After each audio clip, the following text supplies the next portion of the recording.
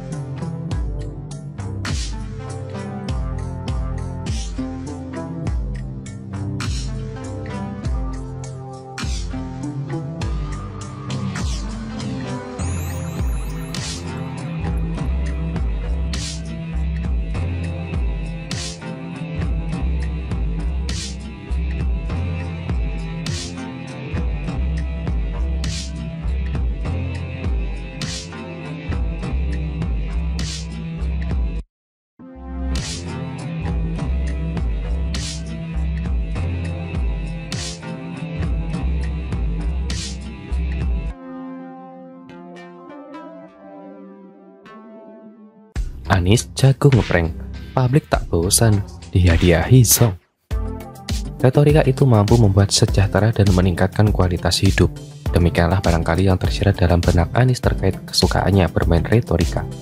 Fakta sebagai umat Islam, Anies tidak mampu menunjuk diri sebagai pemimpin fatonah sebagai ditulis dalam ajaran Islam. Berbagai media telah menganalisa dan mendeteksi tujuan politik dari tuturan Bumi ketika berbicara di pelantikan sebagai gubernur. Anies memancing spekulasi publik. Banyak yang menyatakan kalau Anies berubah menjadi pemimpin sehingga spekulasi mengenai strategi Anies menuju kursi presiden. Anies yang dari dulu dikenal sebagai sosok prajurit penuh kebangsaan, mengedepankan toleransi dan lain, merasa kontraproduktif dengan pidatonya yang menyebut kita kembali ke perpihakan untuk kaum pribumi. Tudingan inilah yang digunakan lawan politik Anies untuk menyerang di awal kepemimpinan. Dari sudut pandang ambisi politik, Anies memang dinilai sebagai sosok yang berambisi menjadi presiden. Terbukti dari keikutsertaan Anies dalam konvensi Presiden Partai Demokrat jelang Pilpres 2014 lalu. Anies sempat berjuang di konvensi Partai Demokrat, lalu hasil akhirnya tidak sesuai harapan. Rupanya, sejak awal dia memang terobsesi maju di kontestasi Pilpres. Hilang harapan menjadi calon presiden, Anies kemudian merapat sebagai salah satu juru kampanye Jokowi dan menghasilkan kursi menteri baginya. Namun nasib dan kapasitas Anies sebenarnya tidak cukup mumpuni. Kemampuan mengelola kementerian pun dianggap banyak kelemahan dan akhirnya Jokowi tidak lagi memberi kesempatan.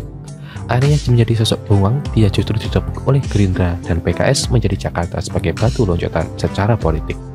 Benar saja, Anies memang oportunis tulen. Dia tega menjadikan warga sebagai tumbal politik dan mereka hanya disuguhi zong berupa janji manis sebagai gaya spesifik yang oportunis tulen. Pidato pertamanya sebagai gubernur dimanfaatkan sebagai kampanye awal diri untuk meraih dukungan seluruh masyarakat Indonesia.